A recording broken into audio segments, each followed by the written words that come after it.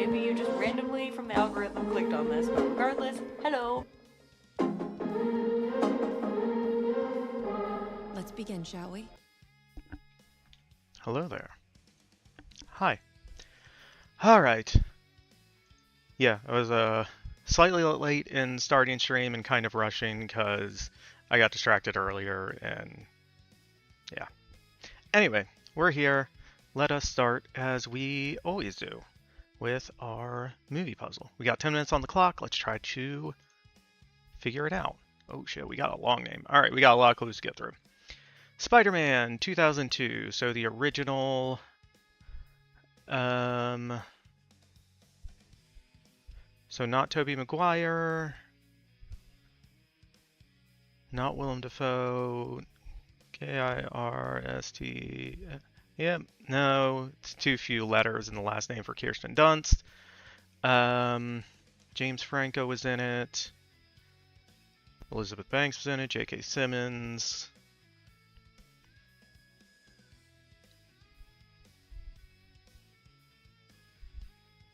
Macho Man Randy Savage was in it. I don't know who it is.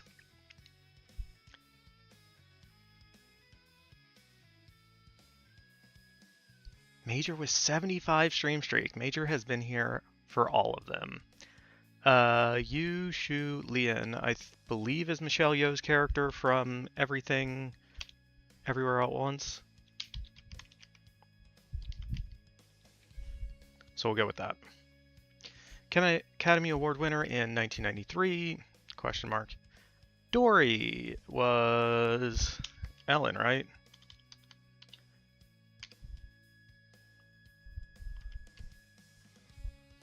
Something like that? Might have spelled that wrong.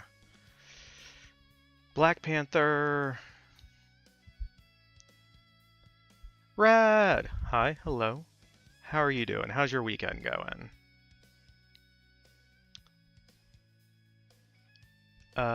Sterling K. Brown? No.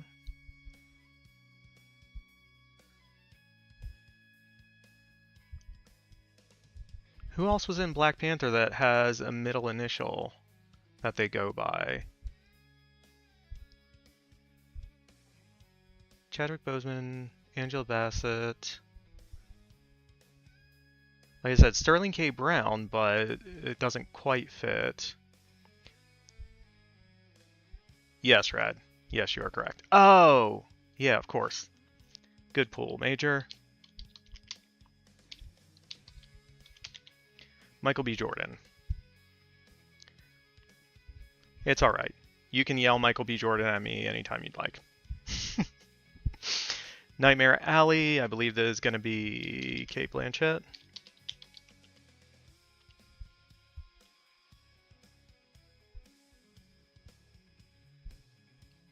Probably. Grumbles.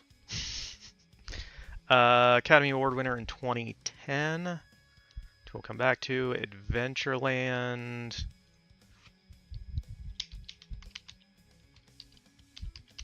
Kristen Stewart.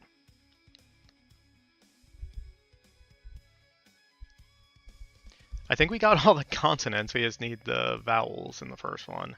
Waiting to see how much money I win from DoorDash for picking Spain to win the World Cup.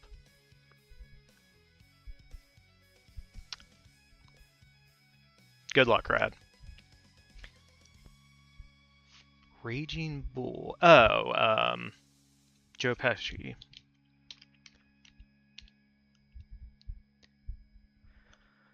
The Departed. Guessing there's going to be Matt Damon. Mars Attacks. Someone who has a middle initial.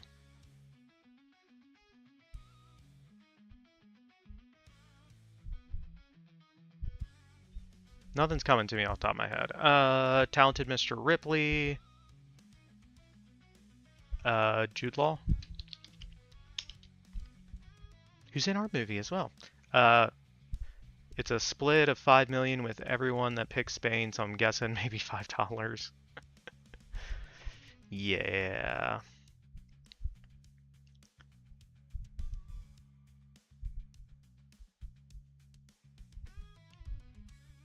So Kingsman, the Secret Service. Colin Firth.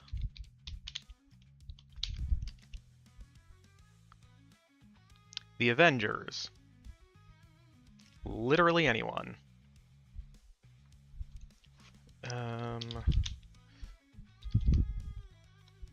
Go with Clark Gregg. Because that fits. The Ring 2002. Naomi Watts. The Green Mile. So that'd be Tom Hanks, Michael Clark Duncan, Sam Rockwell.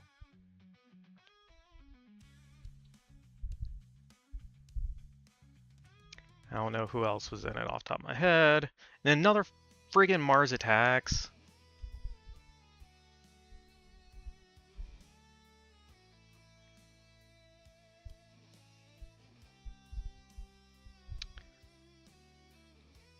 James Cromwell, yeah.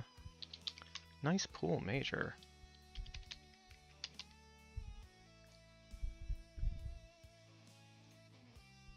I'm guessing that's an N.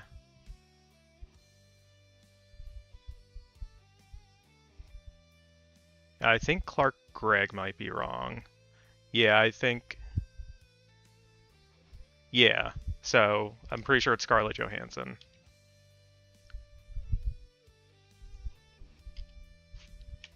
And I got Cate Blanchett incorrect.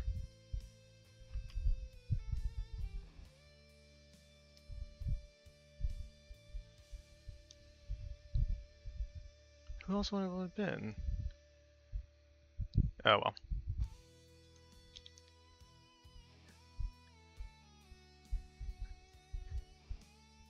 Johannson? Oh no, it'd be like an H, right? Oh, it's a double S. All right. We got the final thing right. We got a couple wrong along the way. Okay, Octavia Spencer they always pull that one. Should have known. Emma Thompson, Oscar winner in 1993, I think for Sense and Sensibility. Could be incorrect though. Toni Collette for Nightmare Alley, that's correct. Yeah, she was in that. Yeah. And then Christoph Waltz for 2010 Academy Award, so that was one of his 2 Best Supporting Actor for either Inglourious Basterds or... What would it have been? Django Unchained?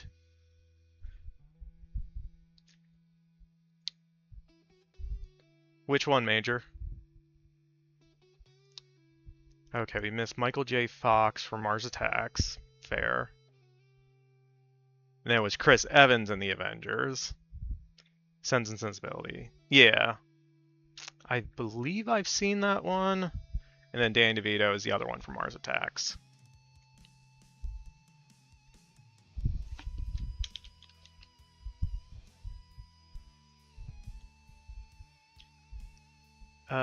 Okay, she's won 2 Oscars. Curious, did she win one? Oh, she was only nominated for Sense and Sensibility. She actually won for writing Sense and Sensibility, not for acting in it. And then she also won for Howard's End. Okay, yeah. Yeah, Howard's End I've definitely seen. The Name of the Father I've seen.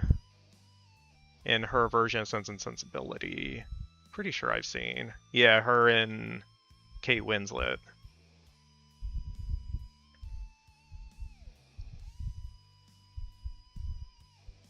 Oh, that's right. Hugh Grant was in it. Yeah, I have seen this one. I think it was Emma Thompson in this had a great like reaction scene where like something gets said in front of a bunch of people and like she keeps a straight face, and then as soon as they leave, like she lets it all out. It was something like that, if I remember right. That was like, well done. And she also wrote it, so yeah. She is awesome. And I always get Emma Thompson confused with Christopher Nolan's wife, because her name is Emma Thomas. I keep getting them messed up, trying to be better about it and not go with the wrong British Emma T. Okay. So we kept our streak going. Now we're back on to writing. It's been a while since we've done some writing on the stream. So let's get back into it. I want to set up our notes for whenever we might need them.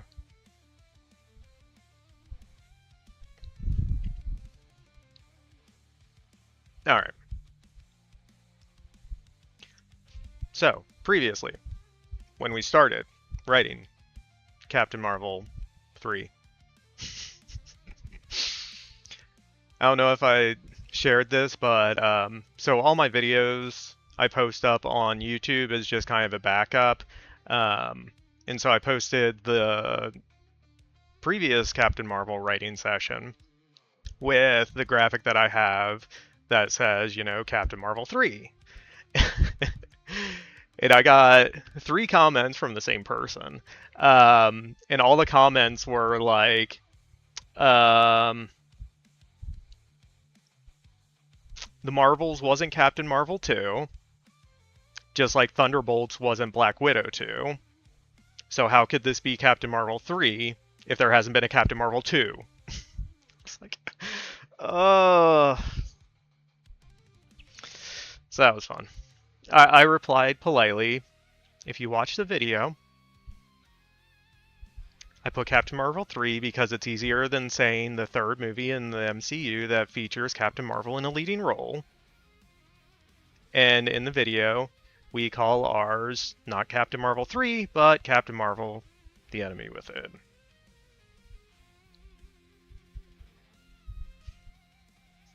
But anyway, we got through our first page. I actually edited 1 or 2 lines, or changed 1 or 2 lines, and I might change them again. I don't know. So we're starting off in space. The Hoopity Captain Marvel ship drifting along. Distant star. Carol wakes. Her onboard AI. You're just letting Marvel write CM2, and this is after that one. Lol, not. Hoopity, just hoopty. Oh, okay. Hoopty. I'm adding extra. Yeah. The hoopty. Sorry. Hoopity, hoopty. Exactly. So we're on the hoopty. Carol wakes up. She's still in her outfit. We have Major, her onboard AI, say good morning. I changed Major because I want her to have more personality than what I wrote previously. So Carol kind of mumbles and then follows up with trying to figure out what's on the schedule for the day. And Major tells her today is a 5-year celebration of restarting the sun of Hala.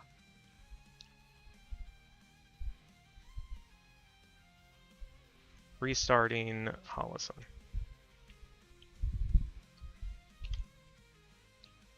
Major whiskey. Yeah. I felt like that would be a little bit too long, so I just went with Major.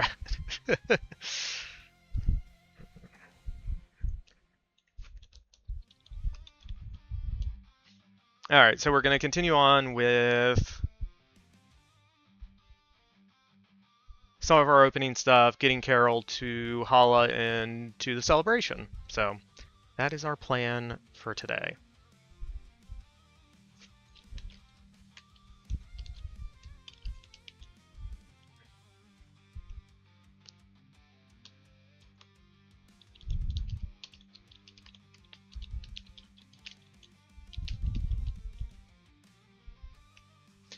Is Michael B. Jordan in this one? No.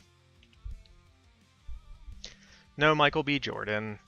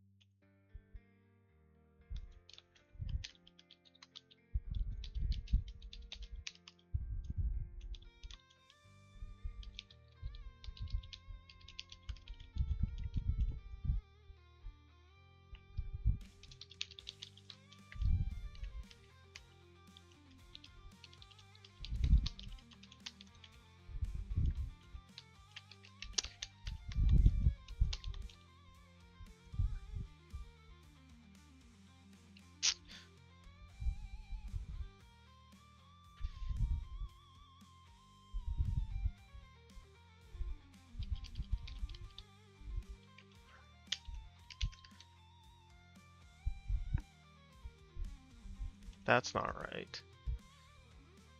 Just CES? Frequencies? Yeah.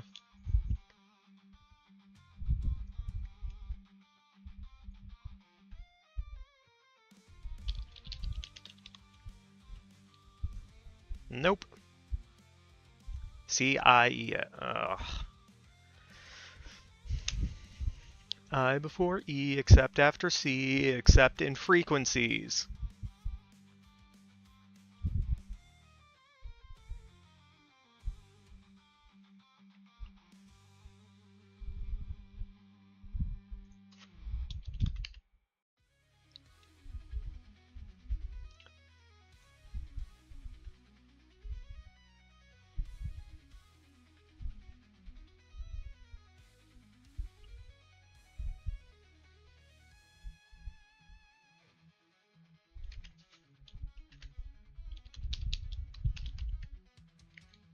Meep.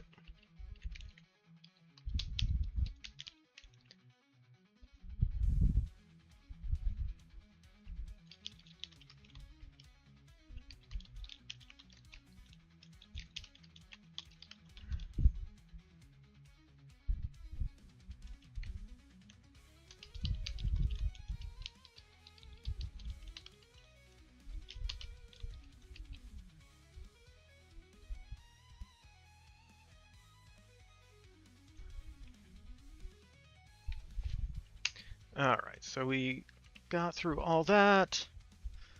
Alright. So we got autopilot set for Hala.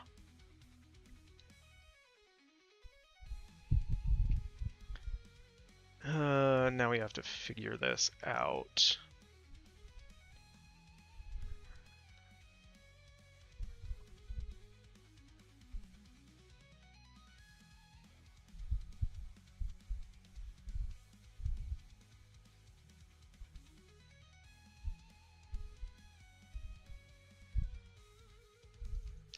That's something else we need to do. We need to make all of Major's dialogue italicized.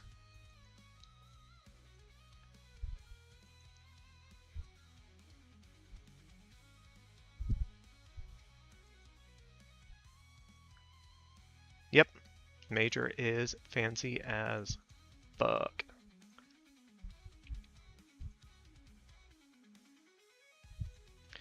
Guessing she needs a comma there.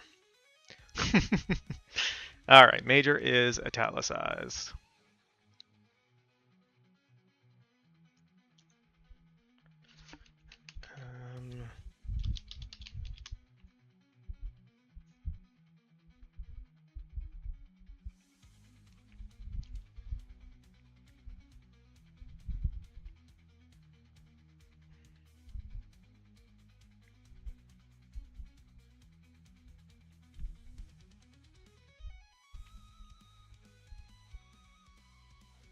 Weege! What's up? How's it going? Yes. When Major speaks, we all listen.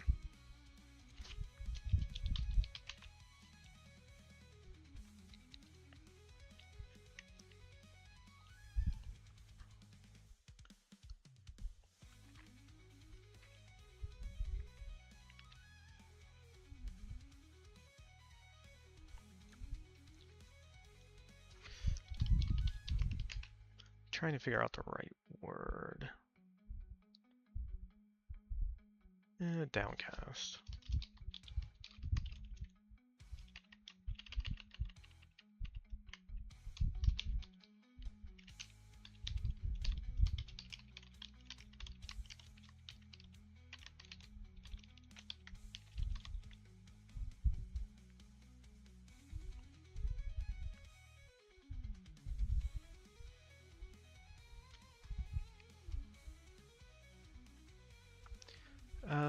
What would we call this?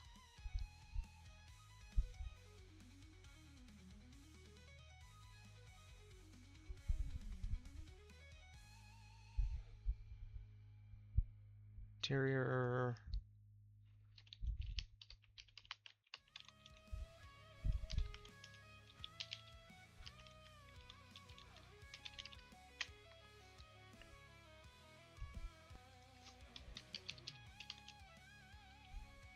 Carol's quarters? The hoopty?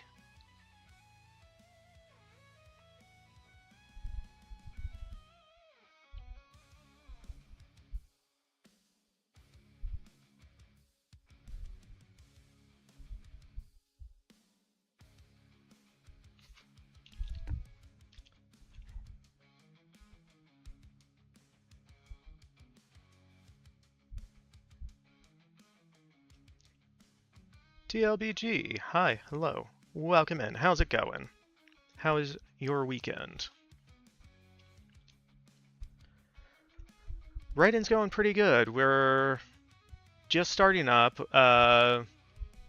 we finished up the scene we were in, and now we're kind of progressing it a little bit, and yeah, doing good so far.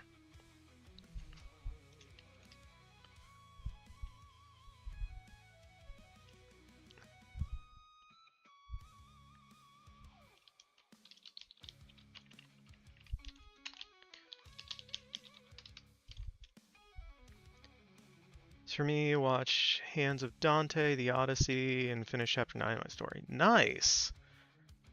What did you think of, well, both The Hands of Dante and The Odyssey?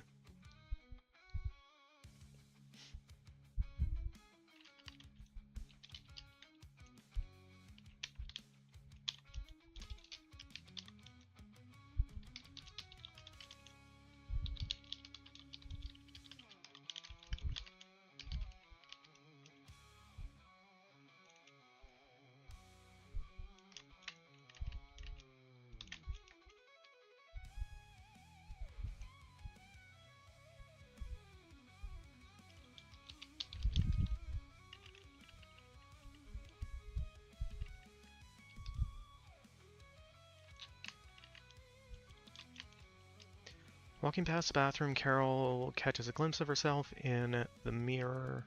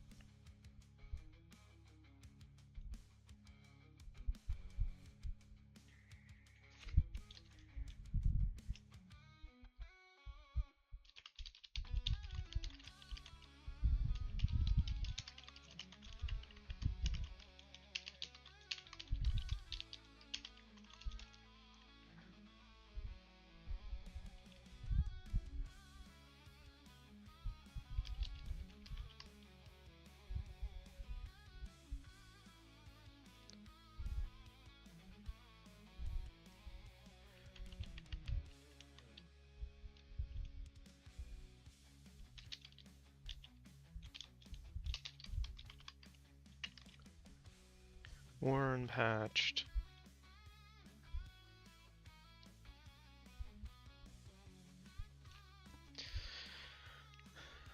probably want a different word than worn, because that also means she is wearing it.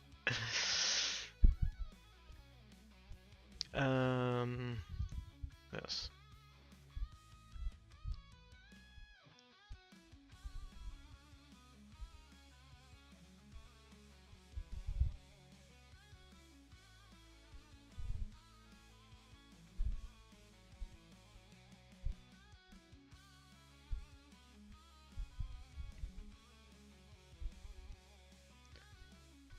Guess we can say rundown, patched.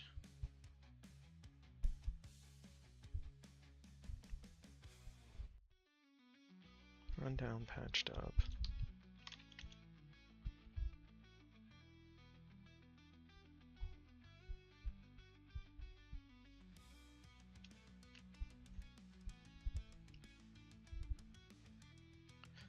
Alright, let's change this.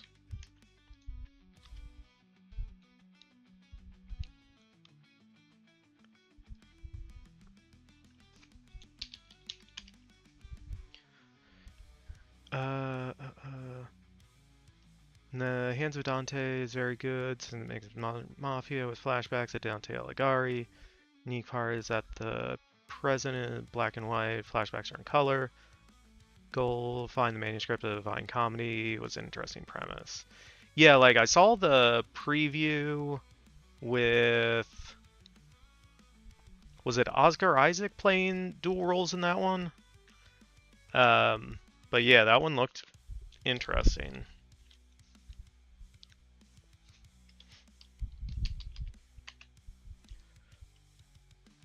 Alright, interior corridor, the hoopty continues. Walking past the bathroom, Carol catches a glimpse of herself in the mirror. Stopping her tracks, she looks over her outfit. Run down, patched up.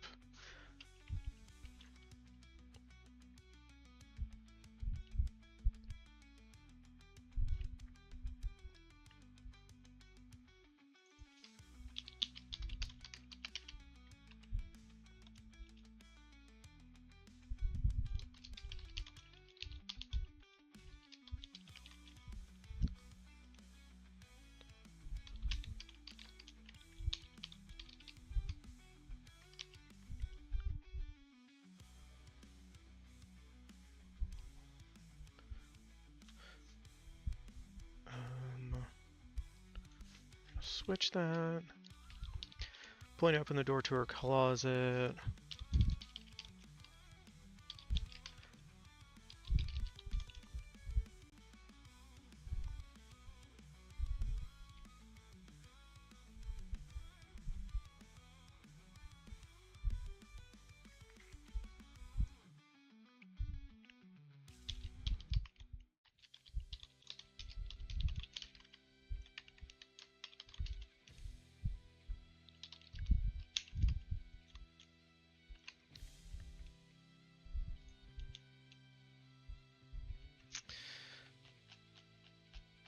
I think we used Battle-Worn before when we first introduced it.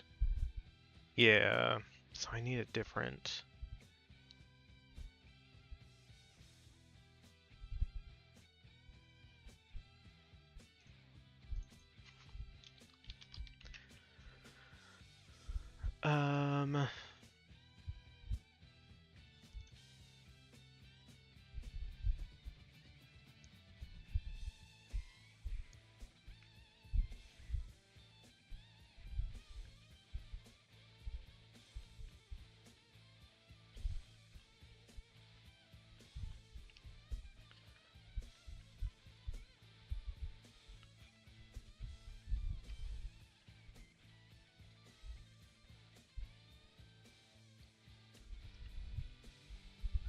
Weathered, kind of.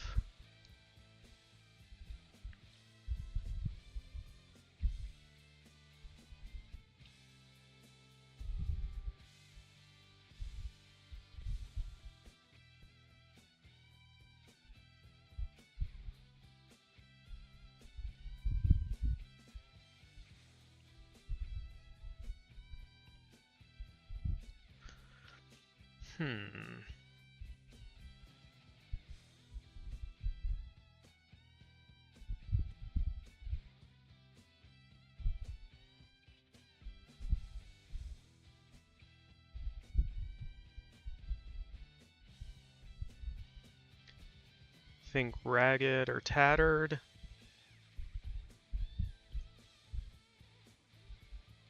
Flips through ragged. Yeah, I think tattered. Pulling open the door to her closet, Carol flips through tattered Captain Marvel outfit.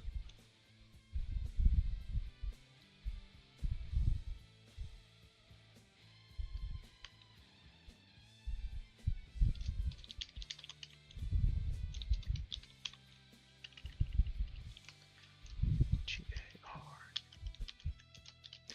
Finding a garment bag.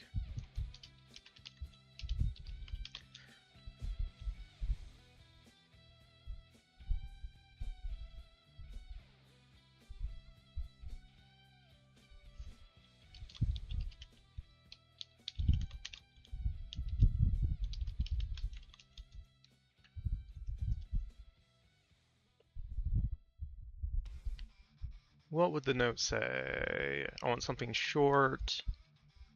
Give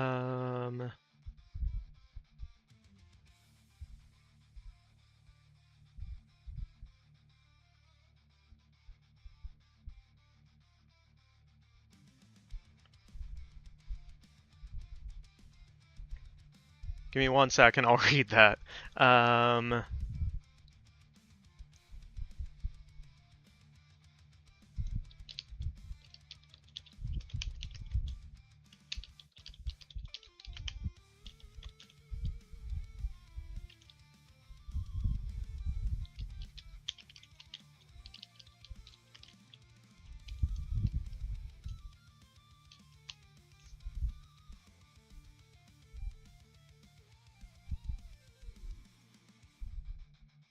You'll need this sooner or later, most likely sooner in your case.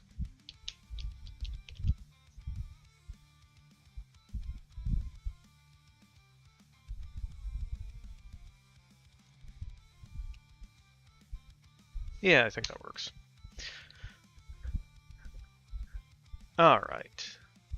TLGB's review. As for Christopher Nolan's The Odyssey, it was very good as a movie and decent as a film adaptation of the poem. A lot of my gripes are narrative ones, such as not having Odysseus give Polyphemus the wine and saying his name, and nobody having Hermes help Odysseus, both on the island of Aeneas and the island where Calypso is from. It's also a fact I kind of think Calypso in the movie was okay, but could have been better if she was clingy like in Epic the Musical. Yeah.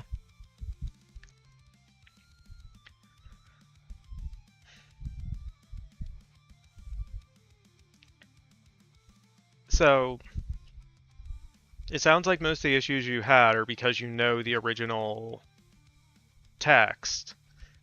I know broad strokes of the Odyssey, so a lot of the changes that were made, like, I don't know unless someone who knows the text a lot better pointed them out.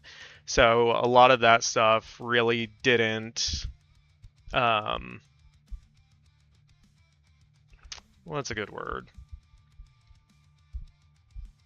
Didn't put like speed bumps for me because like I didn't know the original text very well. So yeah. Alias is also not in the movie, which is disappointing since he has the sole purpose of giving Odysseus the wind bag.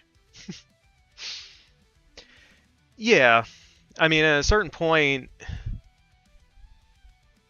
he has the movie at 3 hours, and so obviously there are things that are going to have to be cut. Because, like you mentioned, all the stuff that's already been left out of it. So, as a writer, as a filmmaker, like you have to kind of figure out what fits and supports the story you're trying to tell.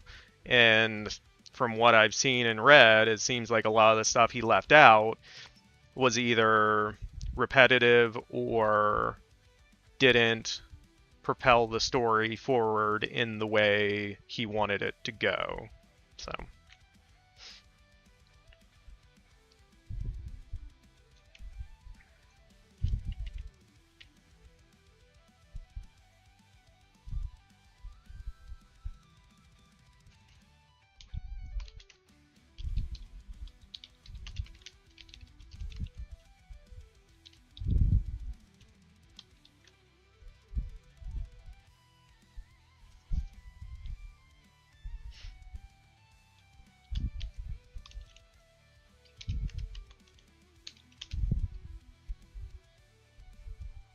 However, for what is in the movie, it's very good. I agree.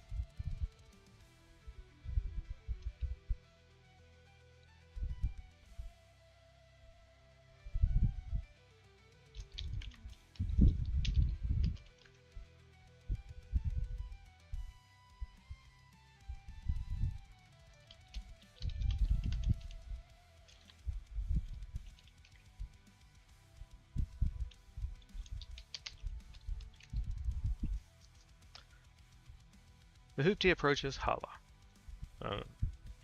Um...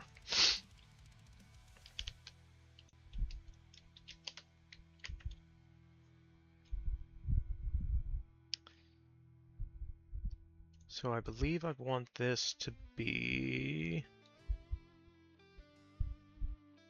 shot?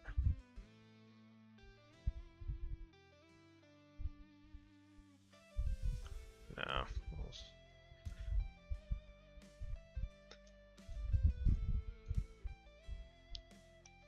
Odysseus and his crews sailing from home only get through the obstacles like Polyphemus and Circe's Island and the Isle of the Wind God were great. The Sun God, but yeah.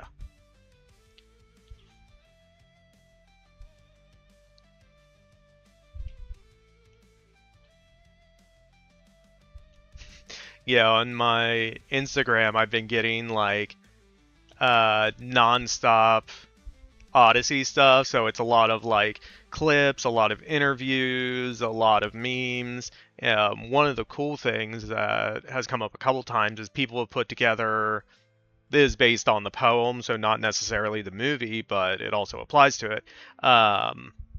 What like the actual pathing was for Odysseus from when he originally left home through the Trojan War, through all the different stops you said, and then back home and kind of like where all of them are on an actual map.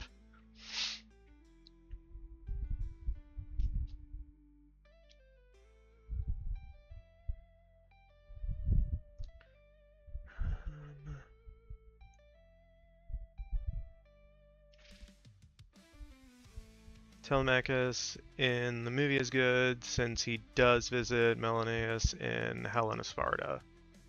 Oh, yeah, the son. Yeah.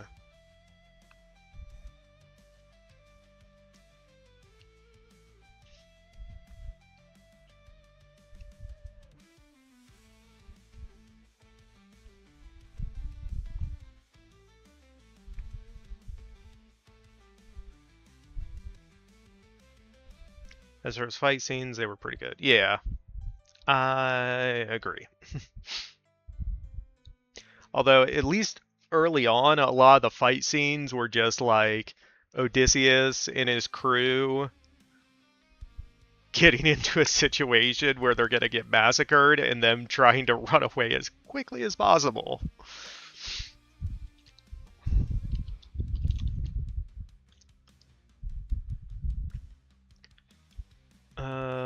What would that be called? Like a landing pad?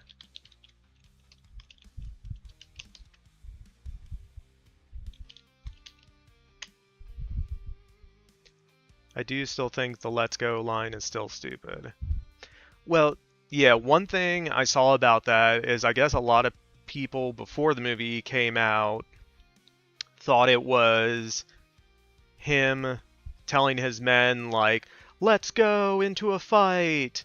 Whereas in the context of the movie, he's saying, let's go, like, let's get out of here or we're about to get killed by the thing that's chasing us. So, for me, it didn't really bother me.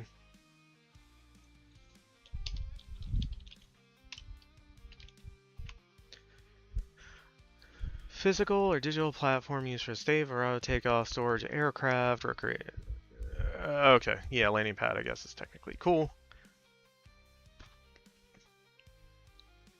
Yeah, I wanted to be vague as to not spoil anything for people, but yes.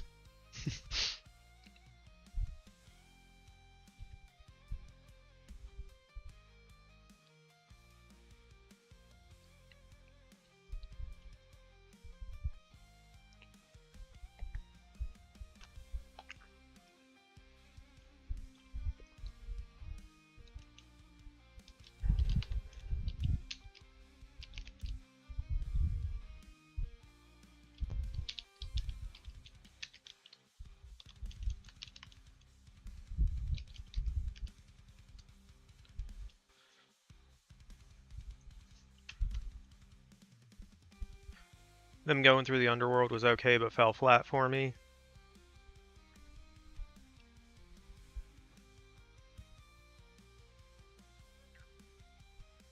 Yeah, fair.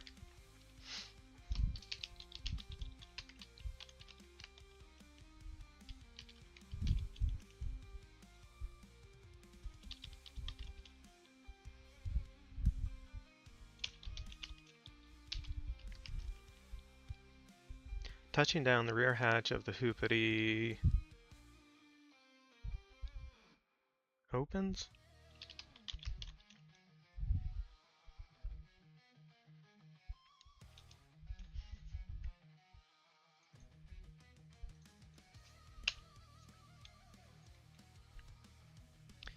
Where they actually sail through the underworld.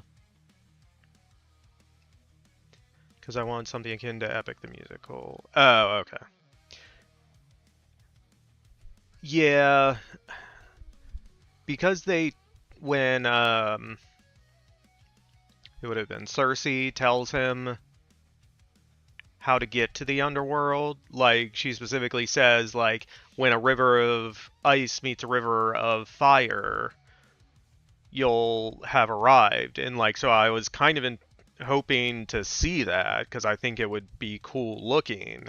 But we don't see that. It's just they land on a black sand beach.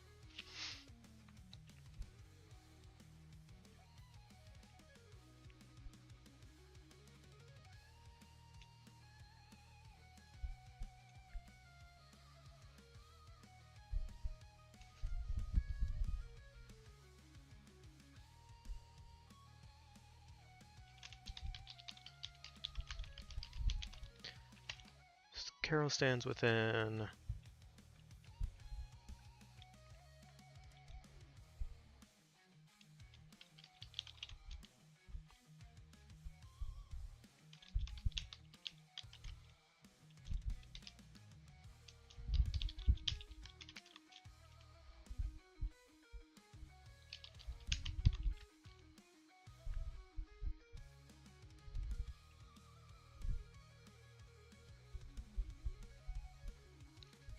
Touching down, the rear hatch of the hoopity opens. Carol stands within, wearing a pristine Captain Marvel outfit.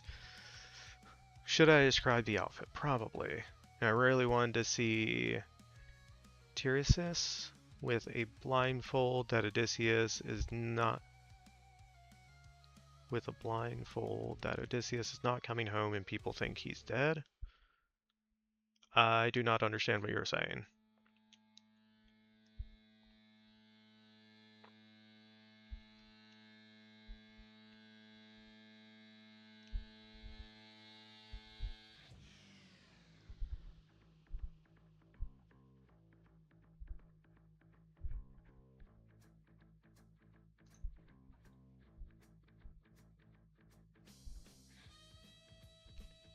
Because Tiresias is called the blind.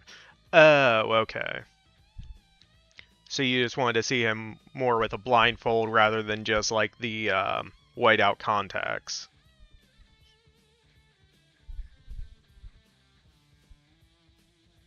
Okay, I gotcha.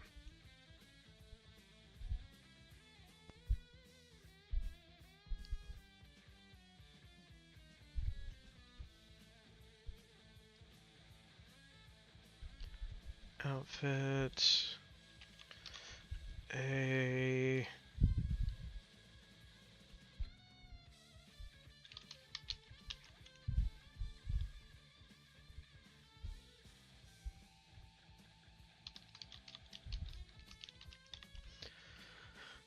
I'll think of a better way to describe it, but it's basically a jacket over a bodysuit.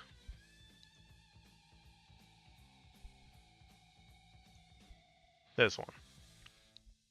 It's probably a better way to describe it, but we'll come back and do that later. And the not coming thing he's dead because, well, suitors think Odysseus is dead. Yeah.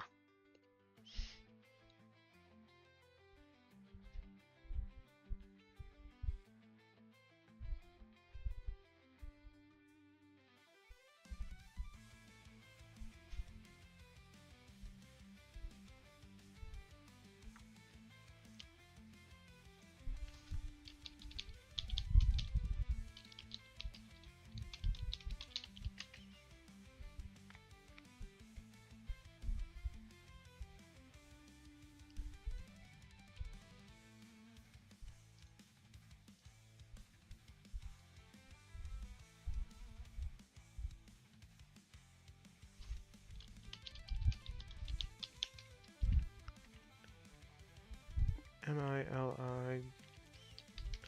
Military, vintage military jacket over. Yeah, something like that.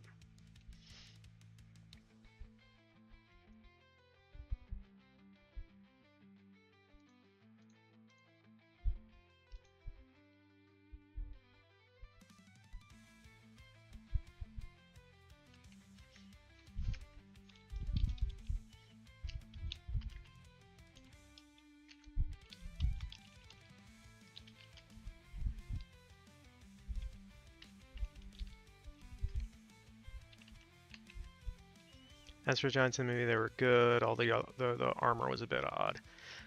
Yeah, I've seen a lot, or I've seen some criticism of the armors not being period accurate, which, okay. But for me, when watching it, the different styles of armor for all of the different factions, you know, the Giants, the Trojans, the Greeks, like, as soon as you saw them on screen, you were like, okay, I know whose side that person is on. So for me, I felt like functionally they worked well, even though they obviously weren't time period accurate. But I think you see those giant dudes with that armor on coming towards you, you're like, shit, we need to run.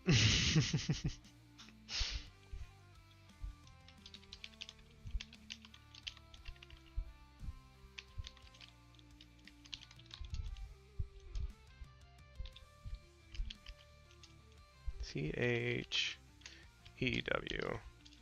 Chewie.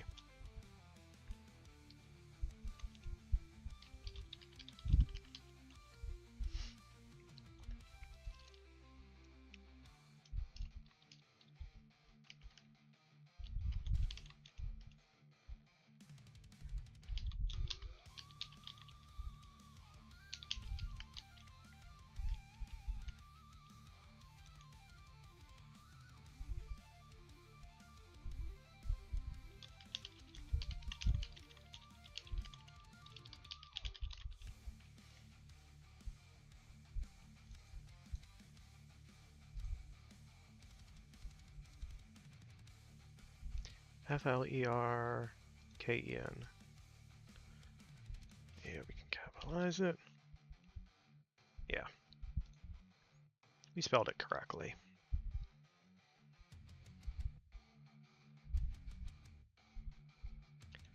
But overall, good movie with a decent film adaptation of the Odyssey. Yeah.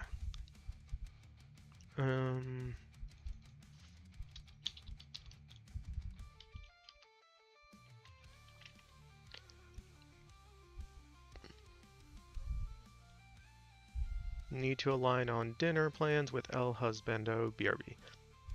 Yeah, no worries, Major.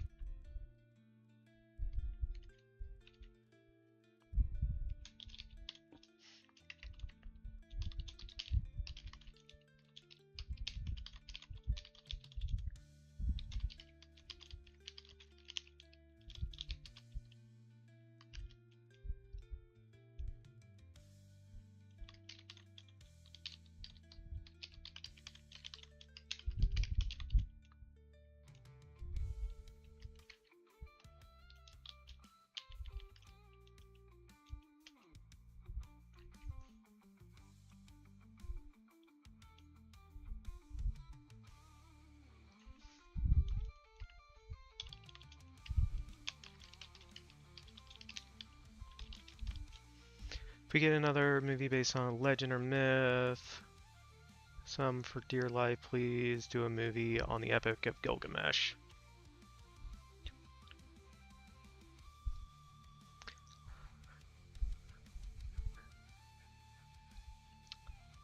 Yeah, I wrote a screenplay on my own years ago that I need to revisit and go back over.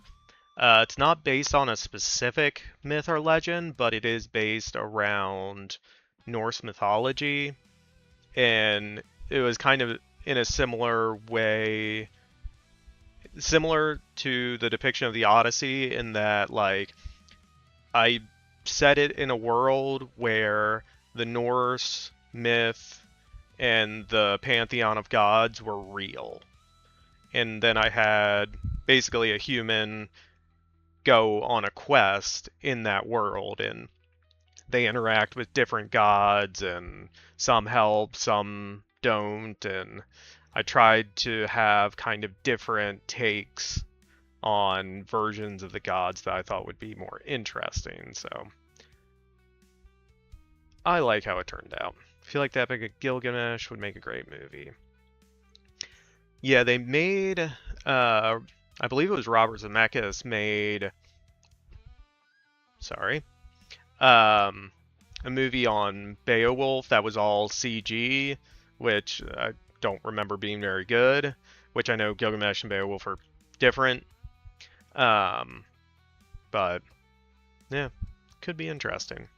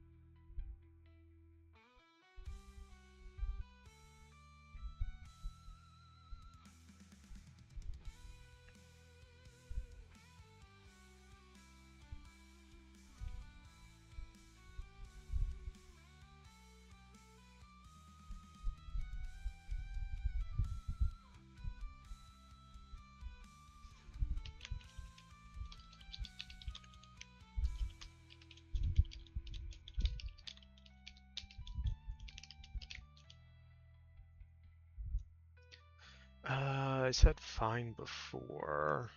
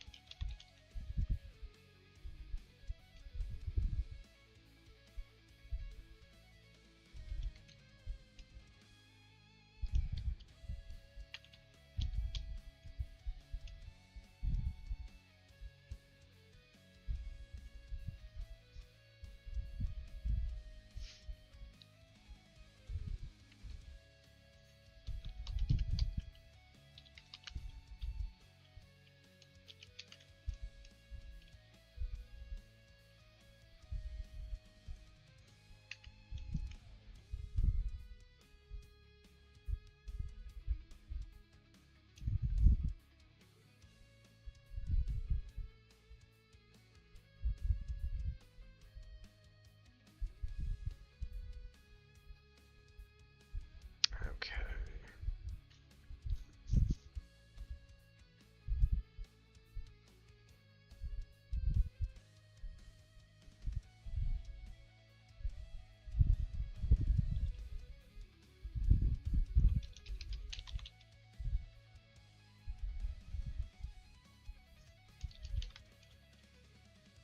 However, I think maybe based on Egyptian leg of necrosis would be awesome.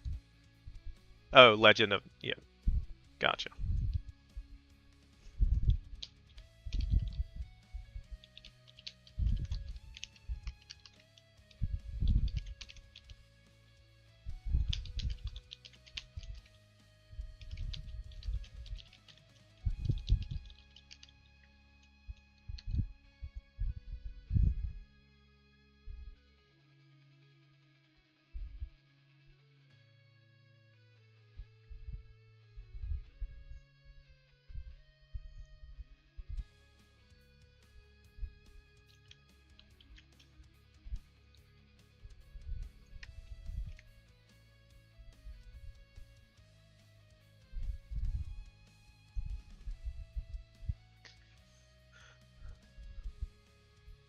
Nitocris.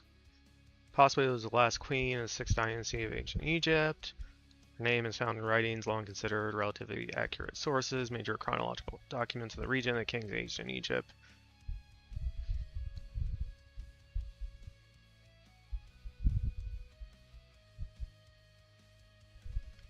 Greek, Egyptian. It's not mentioned in any known native Egyptian inscriptions in stone. It was long thought that this king appears under the Egyptian name of Nitiquiri, a fragment of the Turin king list dated to 19th dynasty.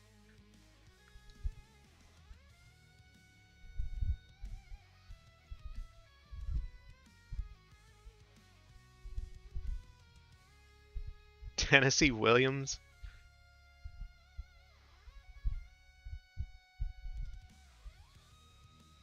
Kind of curious what that would be. Tennessee Williams' first published work. Short story, The Vengeance of Nitocris. Detailing her careful plan for revenge, makes people who slew her brother die in a fitting way. They mentioned in Lovecraft's The Outsider and Imprisoned with the Pharaohs.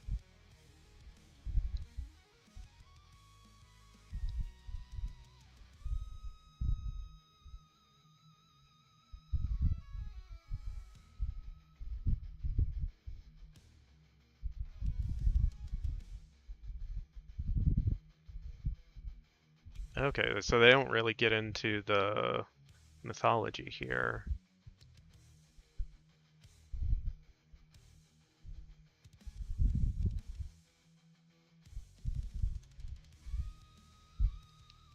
Taking revenge on her brother's murderers. Got it.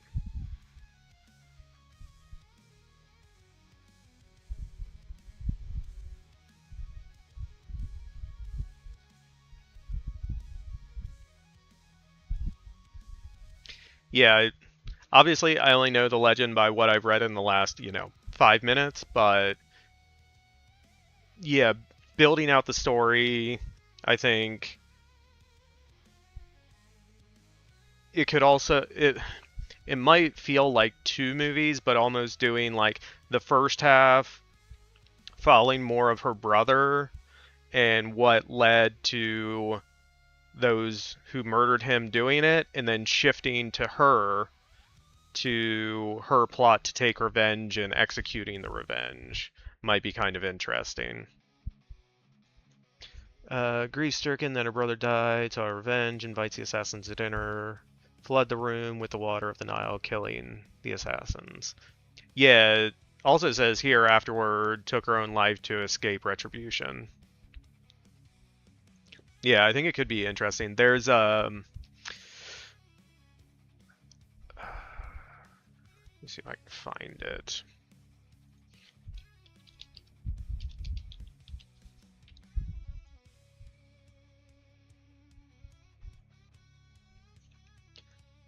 The Great Pamtero. Hi, hello, welcome in. How are you doing? How's your weekend going? Might not be the weekend anymore for you, because I think you're in the future. Teaching today, so work and learn. Yeah, no worries.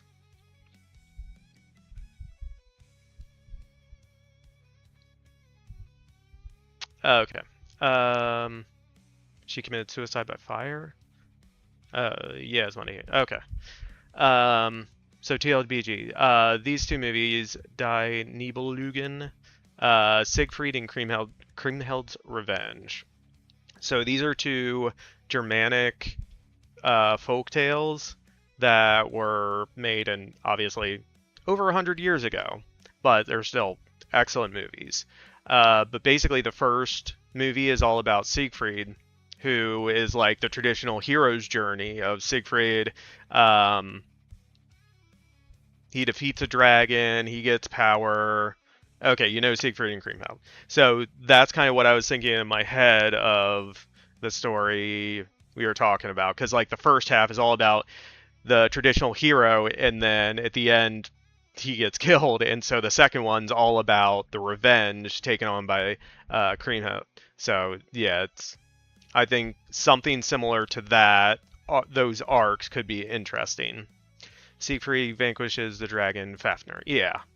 And for 1924, the way that they depicted that in this movie, I thought was really cool. Fritz Lang, in his early days, obviously he's making movies in the 1920s and 1930s. Unfortunately, he was doing all of this in Germany. So, yeah, once it got to the mid 30s, he left Germany because things there kind of fucking sucked. And Siegfried also goes by Sigurd. Yeah. But his early German stuff, like he was making some really big, epic movies around this time, like Dr. Mabuse, Siegfried, Kriemhild's Revenge, Metropolis, Spies, Woman on the Moon. Like they were all very big productions, and I think they hold up pretty well. Funny enough, I am yeah. So obviously, you know what was going on in Germany in the early 1930s and why someone would not want to stay there. Anyway, got a bit off course. Grew up in Germany as a child. Okay. Yeah, my brother and sister were both actually born in Germany, but on an American army base because their dad was stationed there. So they've always had a fascination with Germany, and my heritage has some German in it as well. So we've always had a bit of interest in German history and Germanic traditions and stuff. So, yeah. Half German, half Macedonian. Okay. Nice. We are just over an hour into stream, so actually, we're going to take a quick break. I'm going to go refill my water and, I don't know, other stuff. I will put up some words on stream for anyone who would like to participate. Some letters will pop up. You type words based on the letters in chat. They will appear on the word list. You do have to wait for the little locks in the timer. 1 word per lock. I think that's all the rules. Good luck, have fun. I'll be back shortly. 3, 2, 1, go.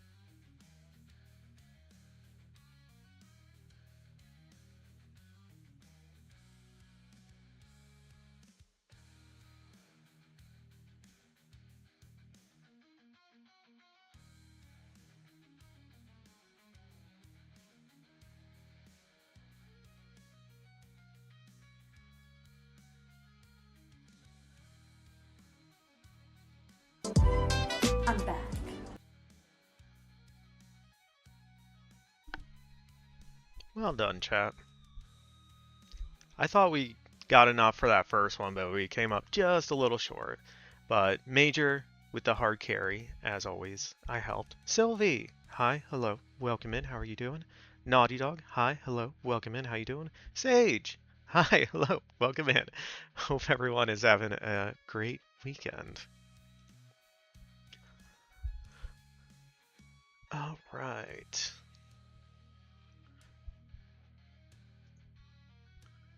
Hi, I've returned. You made everyone feel smarter. Fair. All right. We are going to get back in to the writing and stuff, hopefully.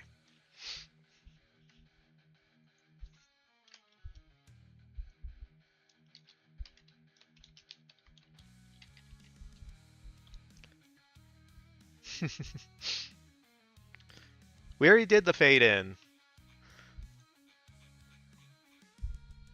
Fade in.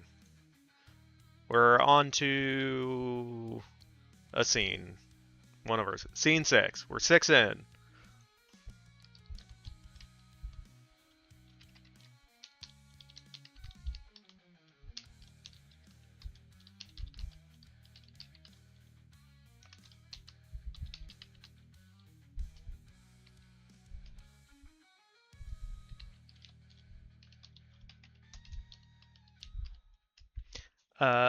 Yeah. So we're 6 scenes in so far. We've reintroduced Carol, where she's at. She's got a new outfit. We introduced a new onboard AI for her called Major. They have just arrived on Hala, and Carol discovers that Chewie, a flirking kitten, uh, snuck onto her ship without her knowing. And as she's talking with Chewie, the delegates from Hala show up to escort her to the celebration that she is there for on Hala.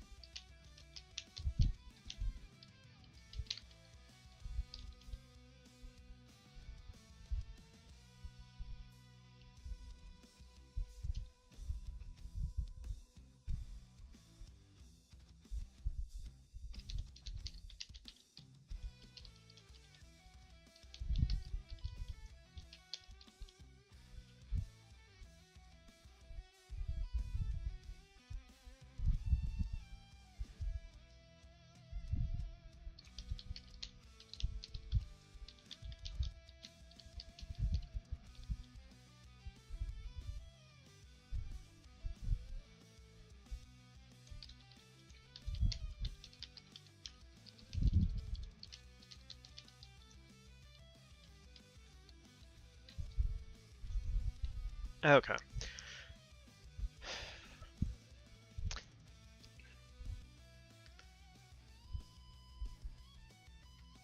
So I am curious, like, once we get through our initial draft, coming back to this, I know the start is going to be a little more quippy than what the rest of the outline we have is going to be like, but I just hope I don't go over that line.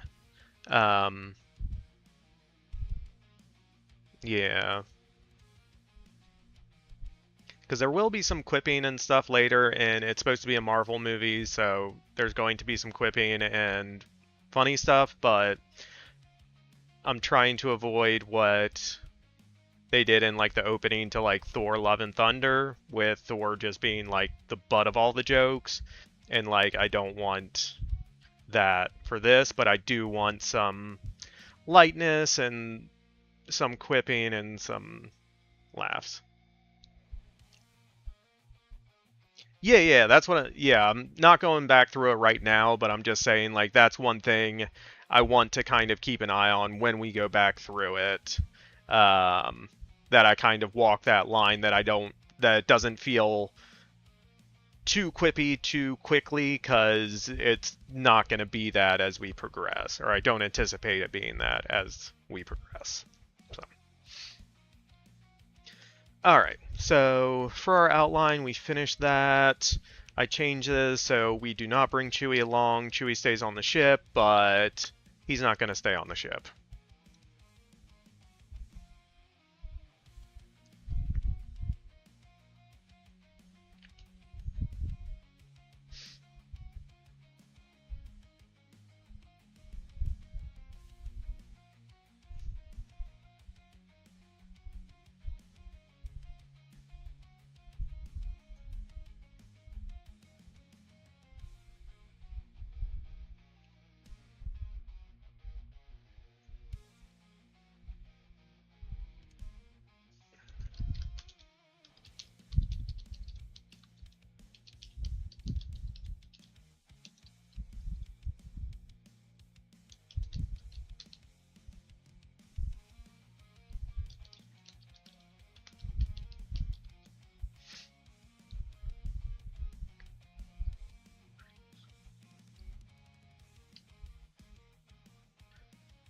It is Marvel, though. The mouse is going to want humor. Yeah. And I've kind of prepared for that later on, because I think the relationship between Jessica and Carol is going to have some, like, humor in it with the way that I imagine Jessica as a character.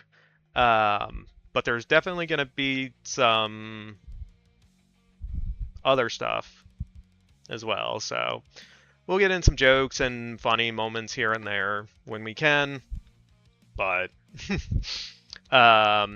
yeah, Fire in the Night is much more my lane of not a lot of humor, because just not my lane. Alright, 5-year celebration, restarting the Son of Hala. Hala's evolved. That's why I went back and added that line when we're describing the delegates. Delegates means, yeah.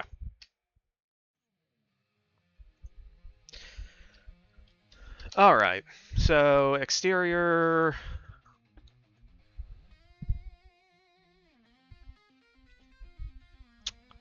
Um,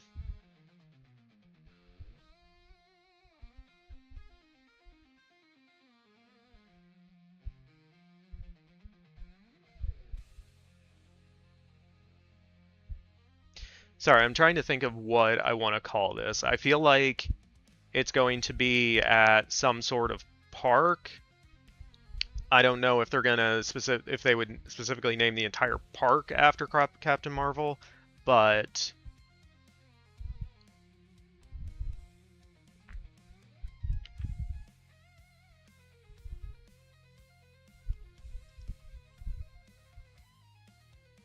I don't know. I almost feel like they would do something like that.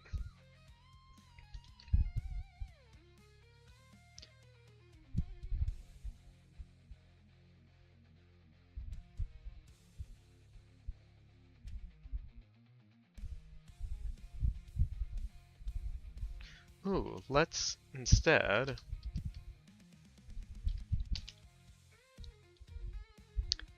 Cheeseburger! Hi, hello. How are you doing? How's your weekend going? Scripting is going.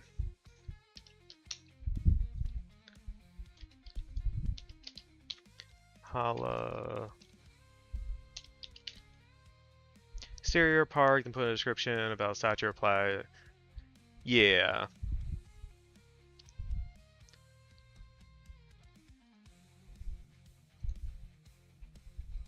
So I think I'm gonna have it called Marvel. Okay, it's MAR-V.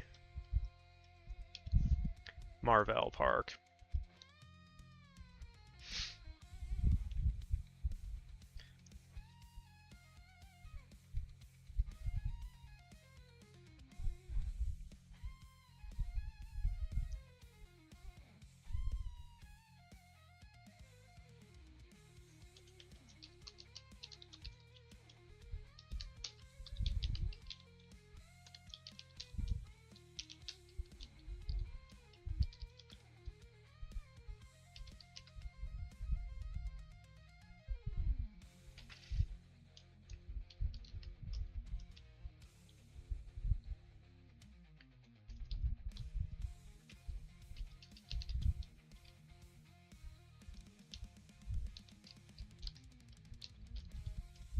Following the delegates, Carol looks out at the crowd amassing in the park.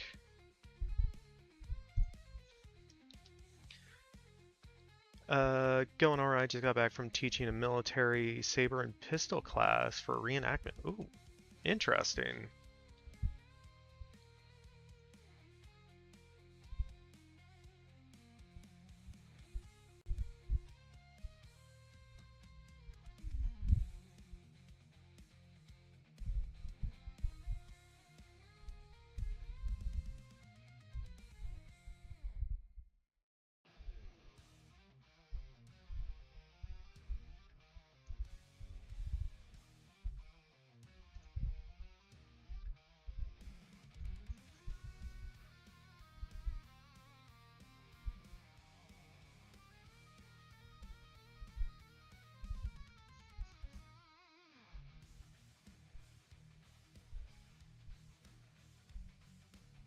Alright.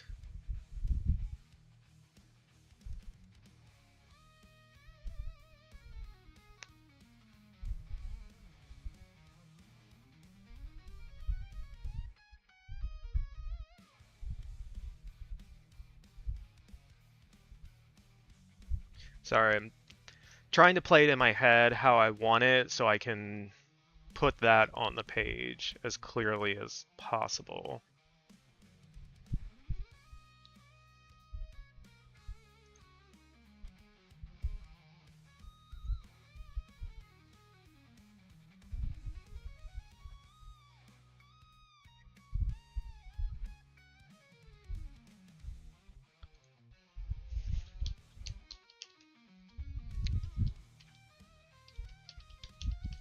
Multi-species. Massing in the park.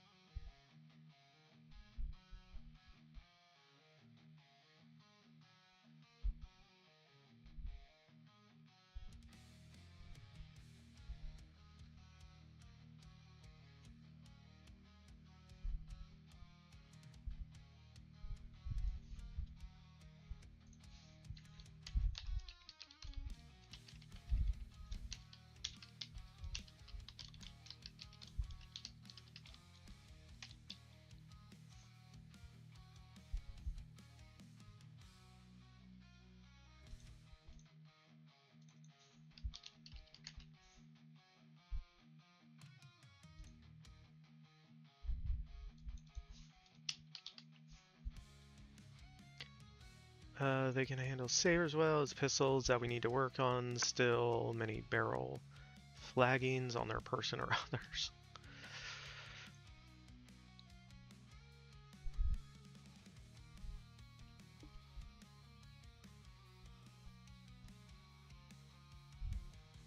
Yeah, definitely don't want to have issues with the pistols.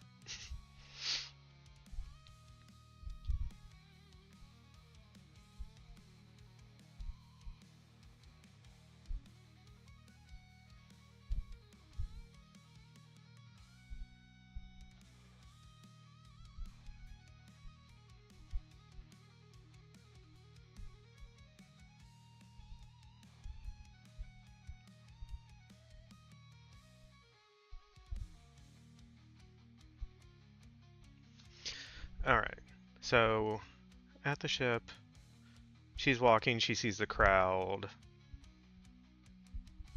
And then we're going to have her on the stage with the delegates. Okay.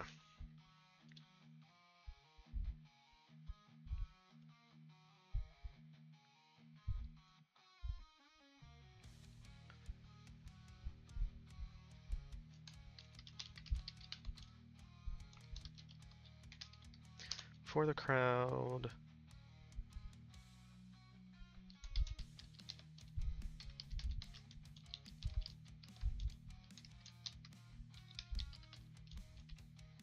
For the crowd, Carol stands with the delegates.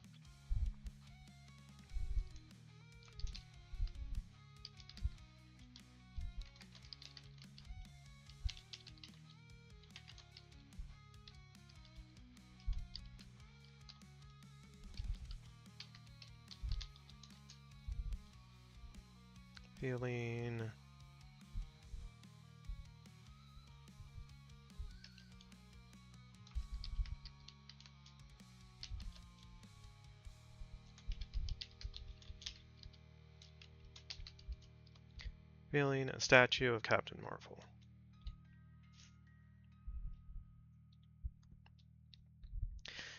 See, if I put on my like writer/director hat, I'm not going to put it into the text, but I'm just going to leave it as a statue of Captain Marvel. But most likely I can guarantee what it would end up being is they would take one of the more famous like covers of a Captain Marvel story and basically make that the statue.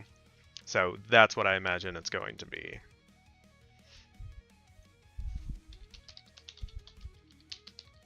Captain Marvel comic book cover.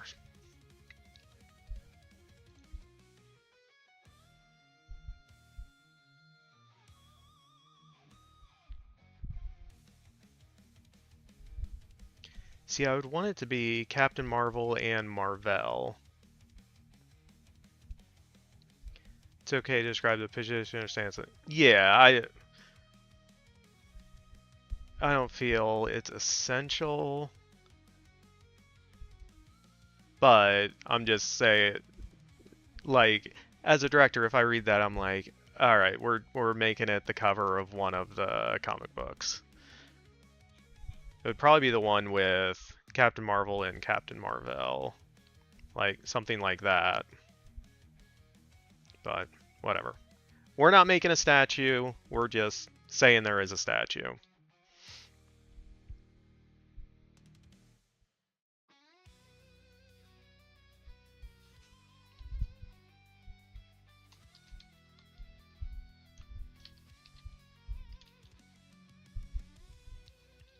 Never actually read a comic book before. There's a first time for everything. It does take a little bit to get into the flow of them when you first start, but usually like once you've started reading a couple or usually partway through your first one, like you get into a groove with it. But it's definitely a bit different just because it's a visual and text rather than just text.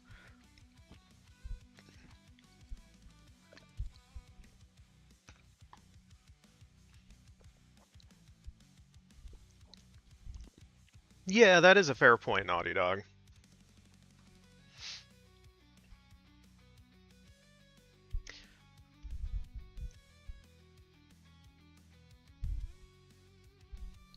Nah.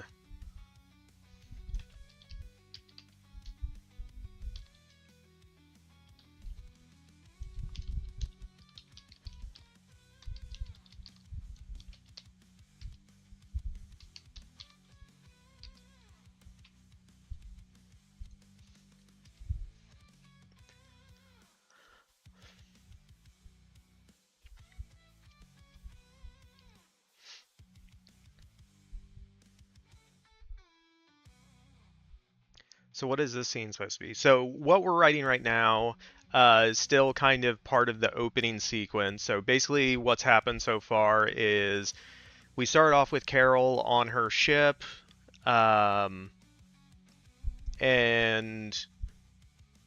there was nothing else that she could use to get out of it, so she ends up going back to Hala, which is the Kree homeworld that was featured in Captain Marvel and the Marvels.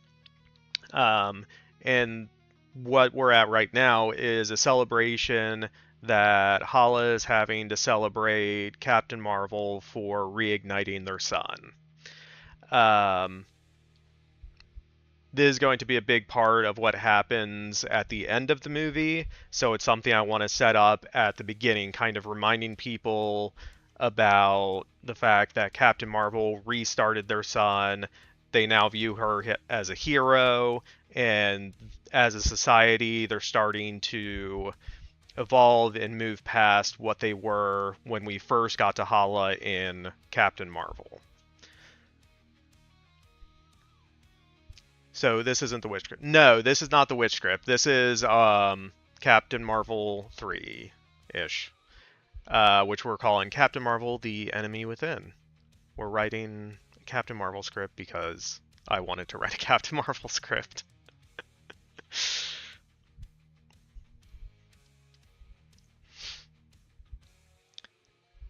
Alright, so... But we will be back writing the witch script on Tuesdays and Thursdays, or when we're doing that one, which we're in the editing process for it right now.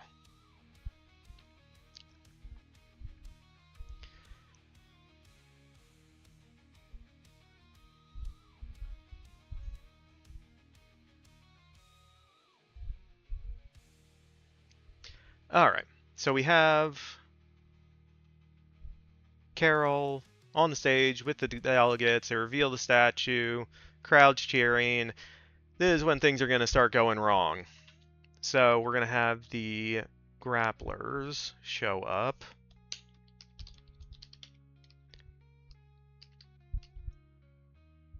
Grapplers, Marvel Comics.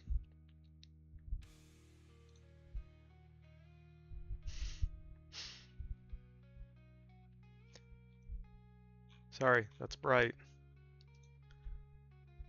I just want images. I guess I should just look at the images page.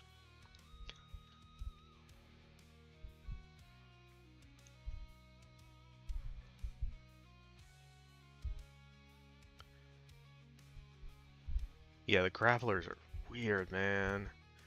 They're like super powered, all female wrestling group. But in the comic version of The Enemy Within, they show up, so I wanted to keep that, but it's a different context in which they show up.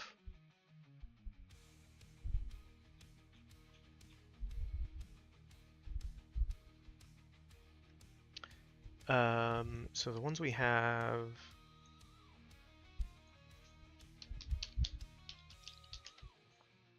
Pound Cakes. She has a very interesting look. Battle Axe and Gladtrix. Why are they wearing bathing suits? Because they're comic book characters.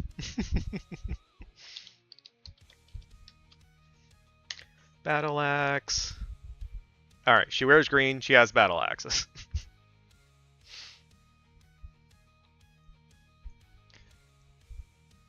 And then Gladiatrix.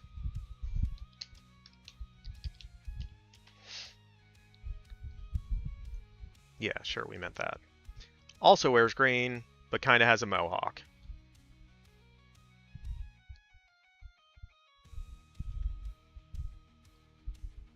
Okay.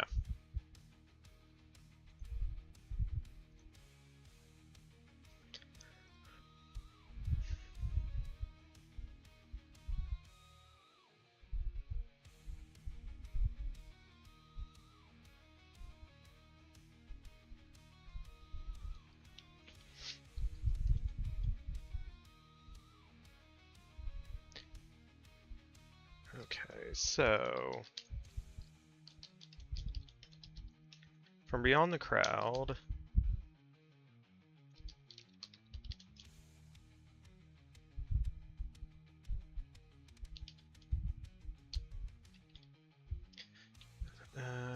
launched heave.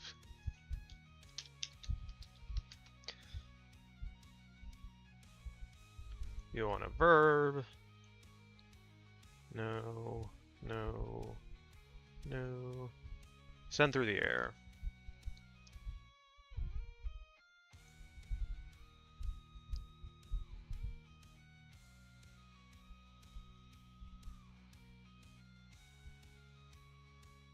We don't need that, so just...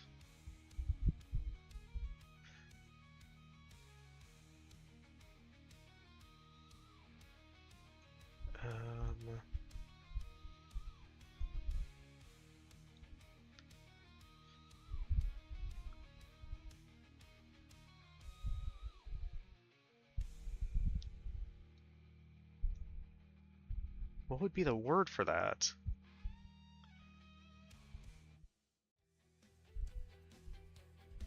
When something is thrown...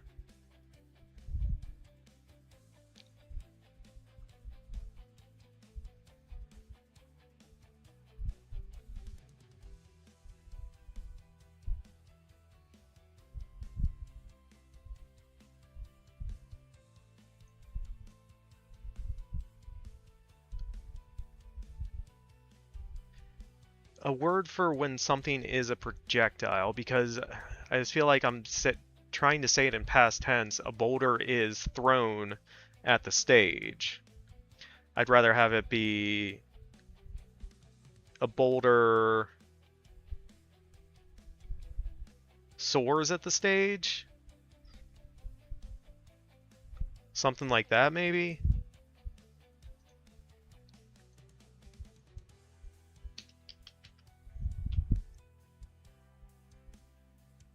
To move forward in the air. I guess just a boulder flies at the stage.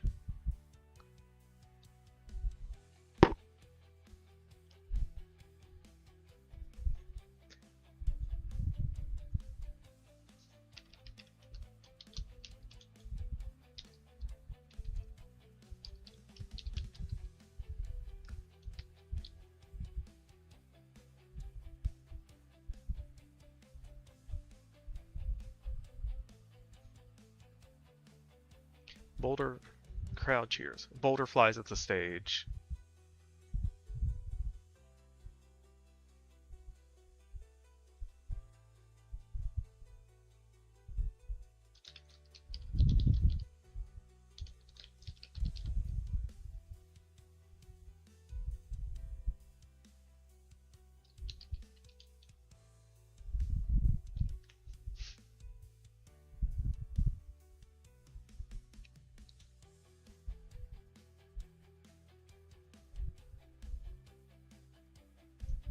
I want to make sure I get the name of this right.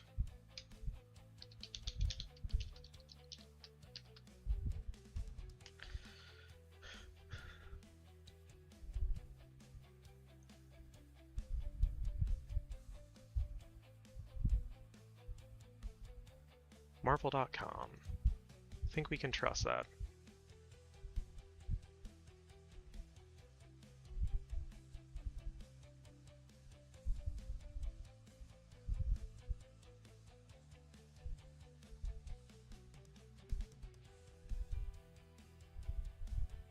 We want powers.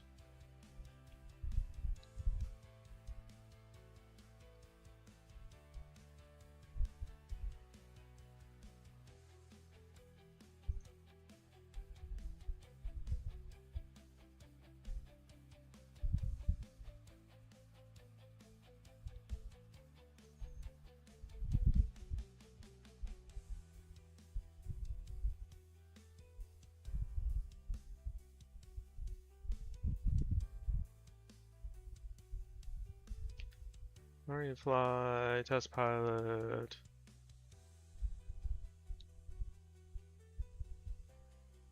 Powers. Jesus. Superhuman strength, superhuman durability, speed, agility, stamina, reflexes, regenerative healing, longevity, cosmic energy manipulation.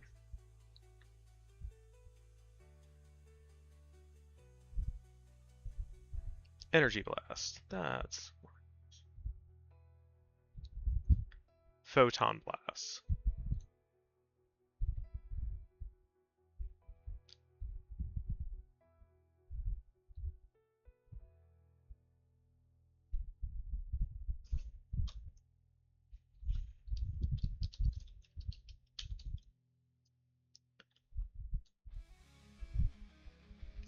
A boulder flies at the stage. Spotting it, Carol fires a photon blast.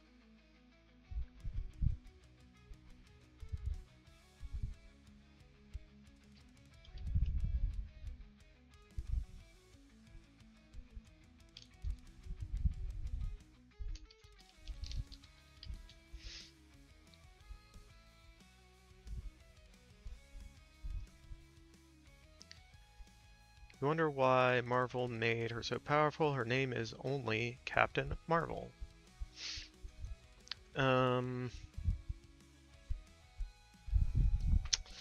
So not erupts. Not evaporates. Disintegrates?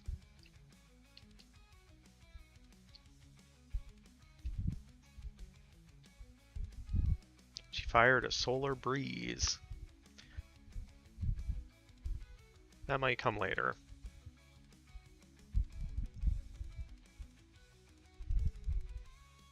The boulder bursts.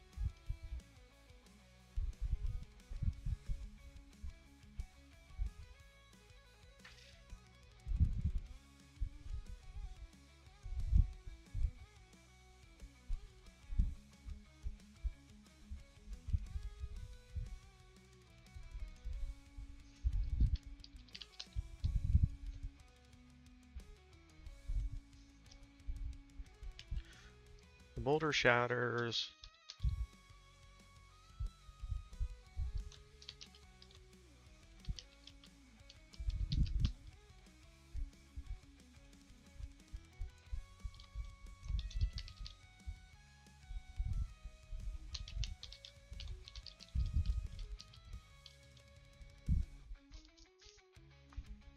Alright. A boulder flies at the stage. Spotting it, Carol fires a photon blast. The boulder shatters. The crowd dissipates. Carol launches into the air.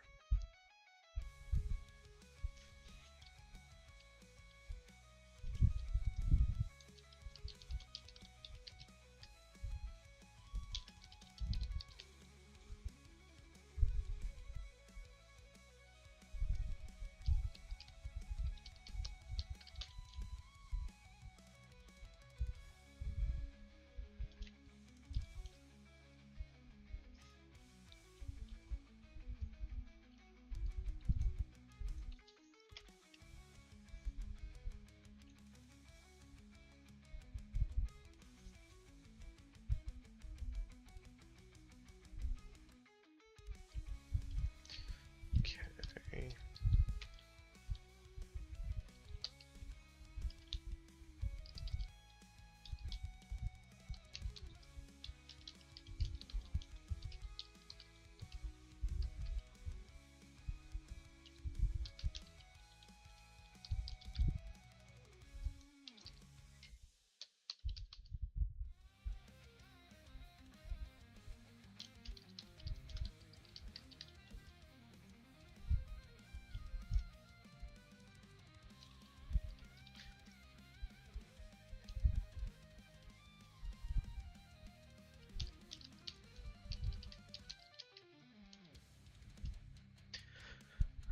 A photon wave is just a wave of light. The space Voyager uses photon waves or solar winds to move.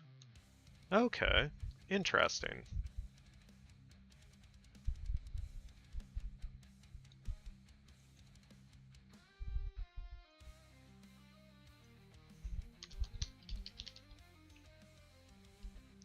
Boulder shatters, crowd dissipates, Carol launches in the air. Beyond the crowd, she spots the grapplers nearing. Gladiatrix, Pound Cake, O, UND, and Battle Axe make up the grapplers. Superpowered former wrestlers.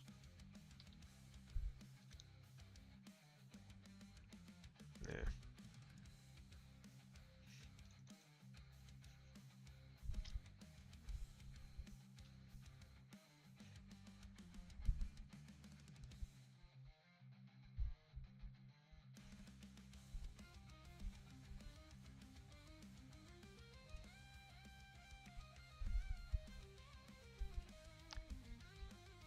Only works when they're in a vacuum, though. Okay.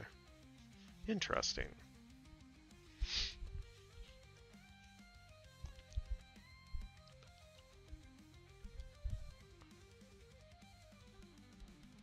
Yeah.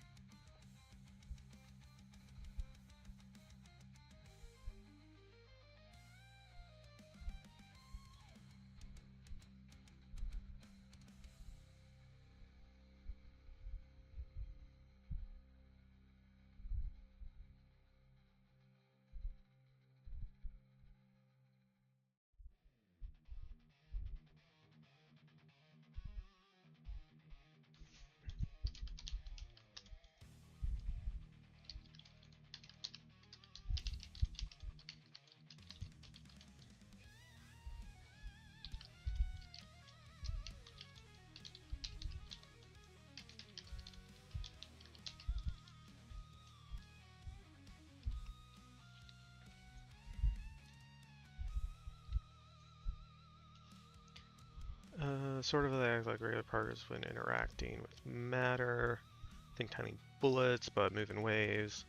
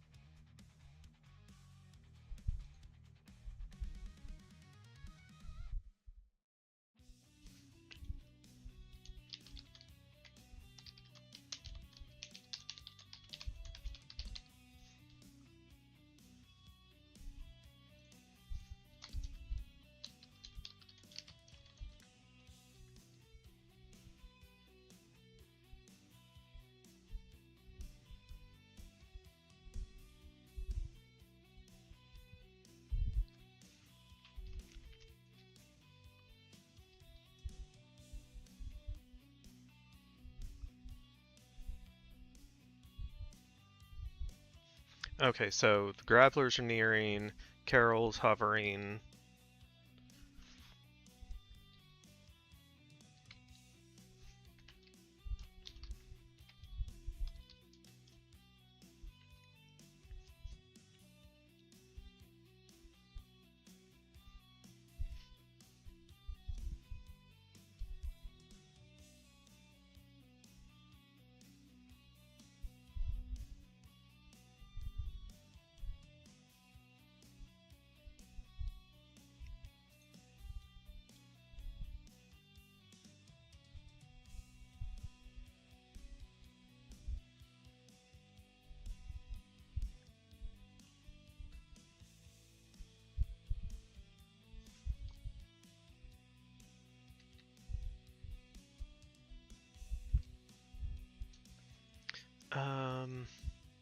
want something more than annoyed.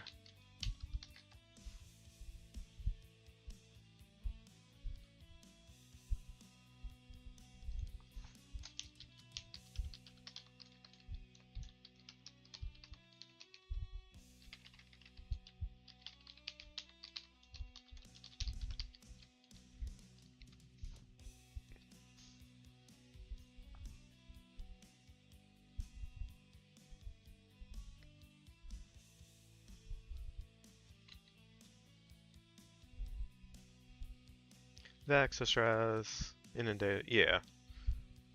I think irritated is just that little extra beyond annoyed.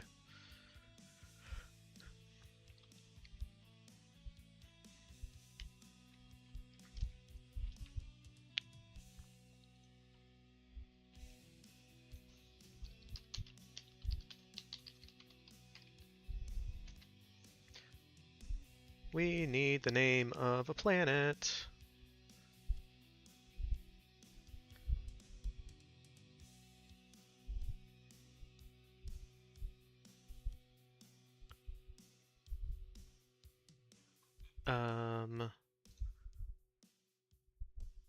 Grapplers, homeworld. Oh.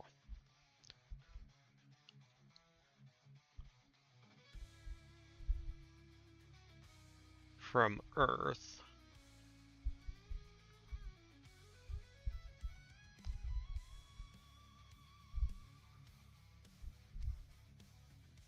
Oh, they're from Earth?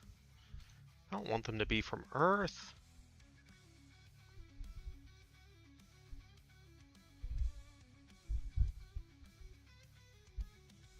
Boo.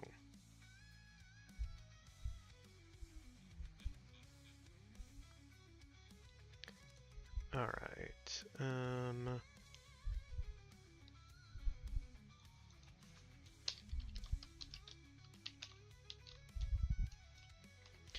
Kree planets in Marvel Comics.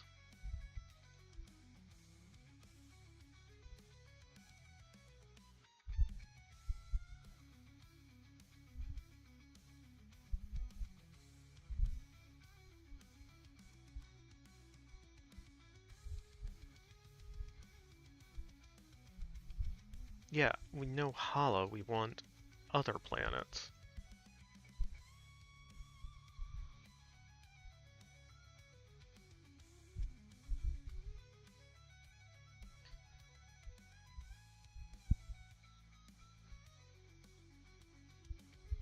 That is way too bright. Sorry.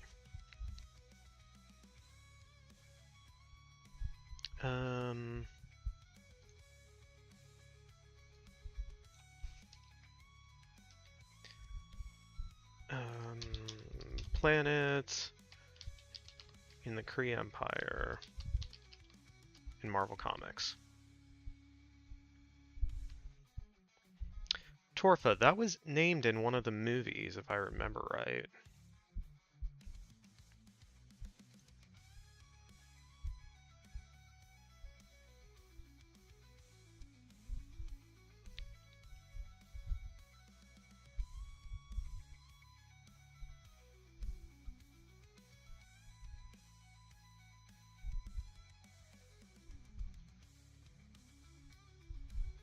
Gotta stop clicking on that site.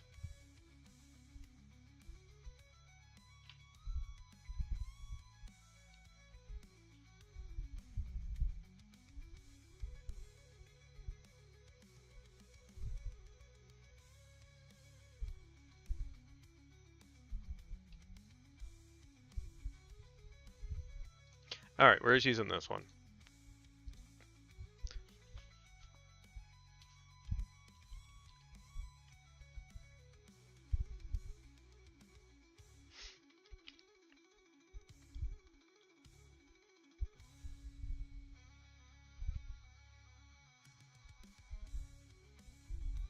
Alright, so we're saying this is 5 years after she restarted the sun, which is after...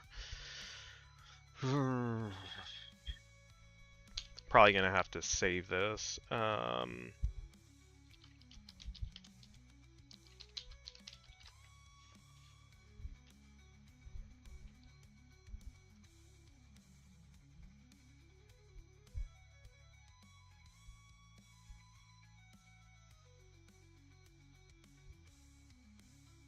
Alternate realities. No, we just want the main continuity.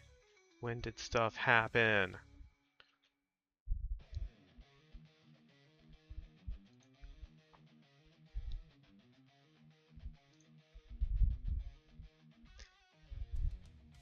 Don't care, don't care.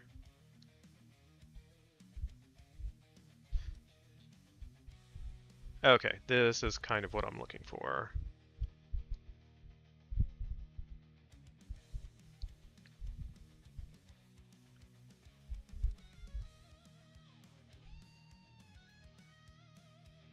So Miss Marvel was in fall of 25, so that means the Marvels would have happened just after that, we'll say.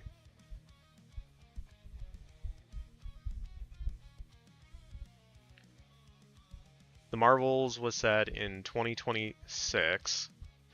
So if we're saying this 5 years later, then we're in 2031. Jeez. So we want between 95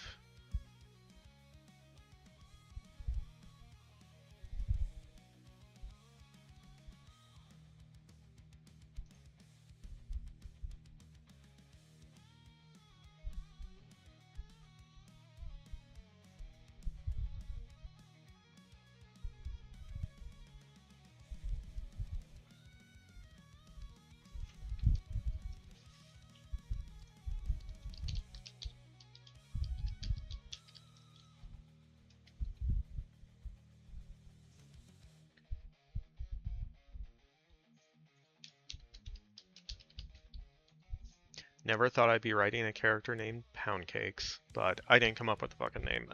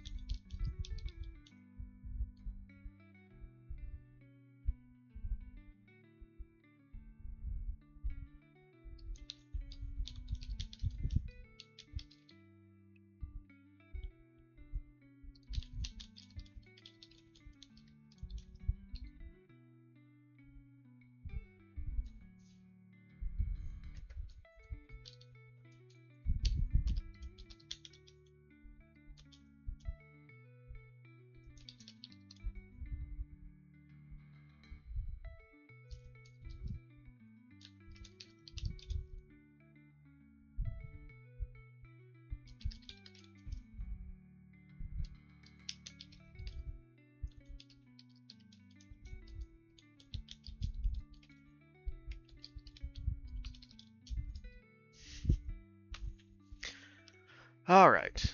I feel like that's a good place to stop. We got a bit more clipping, but it's okay because now we're punching and stuff, and this is going to be... It's going to be our first kind of action-centric thing we're writing on stream, so this should be interesting. Because I will very much admit I tend to overwrite action scenes because like I want them to be as clear as possible, but sometimes that just slows them down. So hopefully with this one will be... I'll try to keep it more concise and clean so it runs a little quicker and cleaner. But yeah, like I said, that's going to be our stream for today, and I'm gonna look and see who else is streaming that we can raid over to. Oh, a lot of people are streaming. Terrible Novelist is streaming, Nancia and Liv.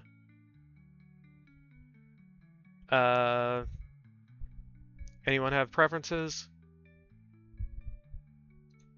Thinking we raid over to Written by Liv.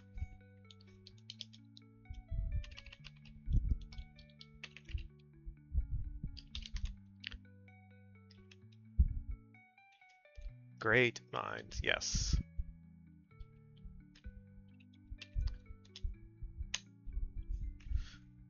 Alright, yeah, we'll go right over to Written by Liv, see what her and her community are up to. I'm guessing they're doing writing sprints because that is usually what she does.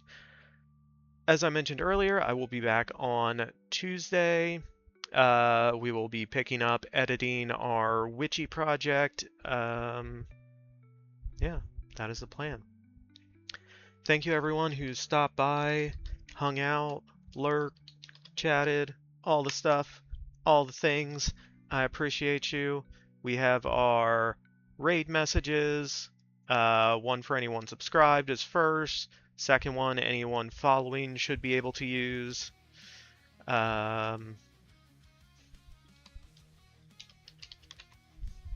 our Discord. If you want to hang out in Discord with us, we have some writing stuff in there, talk movies, all the fun stuff. Hope you all have a great start to your week, and I will see you next time. Thanks for checking out my channel. Do whatever you want. Live your life. I hope you're happy in your body. Much love to you, and see you around.